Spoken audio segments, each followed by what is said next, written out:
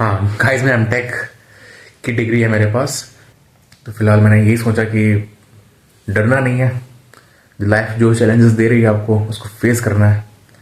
भले ही मैंने इतनी पढ़ाई की, इतना किया उतना किया, लास्ट में दुकान पे बैठना पड़ रहा है। लोग कहते हैं कि एक अंगूठा छाप हो तो में क्या अंतर है। तो मैं कहता हूँ कोई अंतर नहीं है, बराबर ही है। Hi guys, welcome to new blog. सुबह के बज गए हैं 8 गाइस। इस समय उठा हुआ है। सुबह सुबह जो है पानी पीना बहुत जरूरी है। तो गाइस, कौन सुबह सुबह उठ के पानी पीता है बताना मेरे को। तो इस पानी को पहले मैं कर लेता हूँ गर्म, क्योंकि गर्म पानी सुबह सुबह करता है फायदा।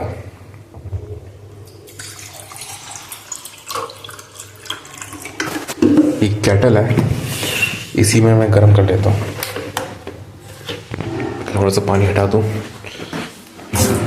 गर्म पानी के फायदे तो होते हैं सुबह सुबह। गर्म पानी आप पीते हो ना तो पूरा मेटाबॉलिज्म, पूरा जो आपका जो होता है ना मेटाबॉलिज्म, एकदम फास्ट हो जाता है, बढ़िया काम करता है।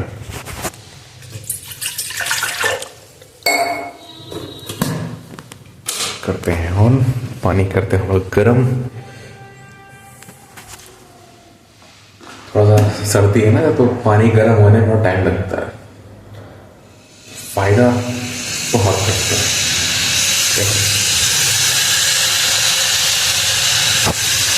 गर्म हो रहा है।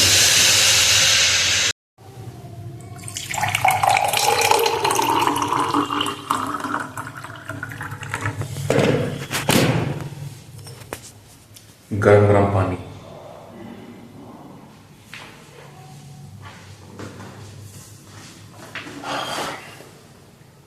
काफी रिलैक्सिंग।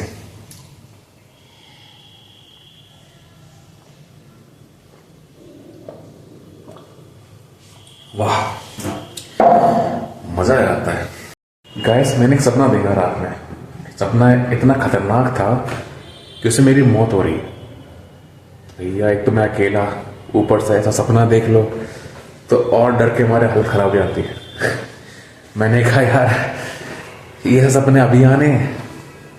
तो बताना आप लोगों को भी, अगर किसी लोगों को भैया ऐसे खतरनाक सपने आते हो तो बताना। मतलब मेरी तो हालत ही खराब हो गई भैया, मरने ही वाला होगा सीधे। बाप रे। वो उठाए उसी में डाल लेते, और जो ऑफिस अपने घुसे तो ऑफिस बाहर अपना झोला रख दे। छुट्टी भाई, छुट्टी घर चले आए, फिर उधर बिनते चले आए, इधर बिनते चले गए, उधर बिनते चले आए। अच्छा, तो बिनते चले आए तो इतना वो इस कबाड़ा से इतना पैसा कर लेते, अपने जिंदगी को खर्चा कबाड़े चला। अच्छा, कबाड़ा बिनते ही चला। फास्ट है, मुझे होना स्लो था। क्या करें, लेकिन तब के आदमी बढ़ जाते। क्या सकते हैं, क्या पहले आदमी जो जवान थी, बात थी। अरे जवान स्टाम होती है ना, अब स्टाम जो हो जाए तो जवान स्टाम। गाइस, अब हो गया निकलने का टाइम। आपको निकलते निकलते एक मायका दिखाता हूँ। ये देखो कैसी लग रही। ये सब मेरे को यहाँ मिलता है। भैया, किसको ज़रूरत हो तो ले लेना भाई, एकदम बढ़िया मायका है। मैंने कहा निकल रहा हूँ तो निकलते निकलते दिखा दूँ आपको। एक चीज़ यहाँ पड़ा था। मिलता हूँ आपसे घर पे। सो गाइस, आप सोच रहे होगे ना कि मैं यहाँ पे क्या कर रहा हूँ, मतलब कैसे आया मैं दुकान पे। सो उसका आंसर ये है कि दुकान का कोई प्लान नहीं था मेरा। दुकान पर आना लक बाई चांस हो गया मेरा। हुआ ये कि मैंने 2018 में एमटेक की डिग्री कंप्लीट की थी। हाँ गाइस, में एमटेक की डिग्री है मेरे पास। और उससे 2 साल पहले मैंने किया था बीटेक किया था मैंने गलकुटिया कॉलेज नोएडा से 2012 से 2016 तक। और 2016 से 18 तक मैंने किया था एमटेक MNIT जयपुर से। और उसके लिए मुझे निकलना पड़ा था गेट। तो मैंने गेट दिया था 2016 का, तो वो गेट क्वालिफाई किया है मैंने. So after qualifying GATE I entered into MTech degree program in MNIT Jaipur. तो वहाँ पे मैंने पूरा एमटेक का कोर्स किया. एमटेक का कोर्स करने का मेरा एक ही पर्पस था कि मेरे को जाना है PSU में. अब आप सोच रहे होगे कि PSU क्या है. PSU जो होती है पब्लिक सेक्टर यूनिट्स होती हैं. ये जो होता है ना IOCL, ONGC, हिंदुस्तान पेट्रोलियम, तो इन पर जॉब्स निकलती हैं. तो ये उसी का प्रोग्राम था, ONGC इन सब का. तो उस पर उसके लिए तो है गेट में चाहिए होता है कि कम से कम आप टॉप 100 के अंदर हो. तो टॉप 100 के लिए अच्छे खासे मार्क्स जरूरी होते हैं. तो हालांकि मेरा मार्क्स हमेशा रहता था कि 70 के आसपास होता था, पर मार्क्स चाहिए होता था कि 80, मतलब 80 मार्क्स आएंगे 100 में से तो आपको PSU मिल जाएगा. तो उसी के लिए हम लगे थे. सो दिया मैंने, एमटेक के साथ दिया, काफ़ी किया. एमटेक के साथ मैंने मतलब गेट का एग्ज़ाम भी दिया मैंने. मतलब 2016 में मैं ज्वाइन किया था, तो 17-18 मैंने गेट दिया, पर मार्क्स 80 नहीं आ पाए. तो गाइस मेरा सपना जो था PSU में जाने का वो क्रैक हो गया, टूट गया पूरा. उसके बाद क्या हुआ कि एमटेक मेरी हो गई यहाँ पे कंप्लीट, और मेरा बस एक ही लक्ष्य था, मुझे बस PSU में जाना है. और बाकी मैंने ज़्यादातर उधर उधर के फॉर्म ज़्यादा भरे नहीं थे, क्योंकि मेरा एक ही लक्ष्य था कि मतलब वहीं मेरे को पहुँचना है. बाकी जॉब्स मेरा इतना इंटरेस्ट था नहीं. तो उसके बाद एमटेक कंप्लीट हुआ. फिर मेरे को जॉब कहीं मिल नहीं रही थी. मतलब जॉब बहुत कोशिश की मैंने ढूंढने की कहीं इधर उधर, पर मेरे को कहीं जॉब मिल ही नहीं रही थी ढंग की. तो क्या किया मैंने कि हरियाणा में एक एजेंट के थ्रू मेरे को जॉब मिली कहीं एनको में. एनको कंपनी है, वहाँ पे जाके जॉब मिली धारू हेड़ा में. तो वहाँ मैंने 5-6 महीने काम किया. काफ़ी मैं भटका मतलब जॉब के लिए. एमटेक के बात करने के बाद भी इन सब मतलब बहुत बेकार स्थिति थी उस टाइम. मतलब बयां करना बहुत मुश्किल है. बहुत ही बेकार सिचुएशन थी वो. तो जैसे तैसे वहाँ से निकले, जॉब की धारूहेड़ा में. उसके बाद वहाँ पर भी नाइट शिफ्ट होती थी, मतलब रात में काम करो, दिन में सो, और तनख्वाह वही 15,000 रुपये महीना. तो वहाँ पर भी ज़्यादा मन नहीं लगा नहीं मेरा.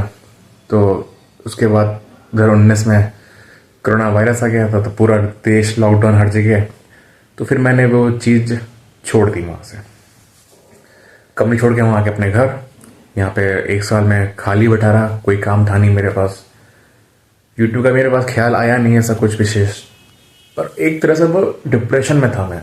आप मान लो कि कुछ नहीं हो रहा है, कहीं कुछ नहीं हो रहा है, मतलब कुछ समझ में नहीं आ रहा है कैसे क्या होगा.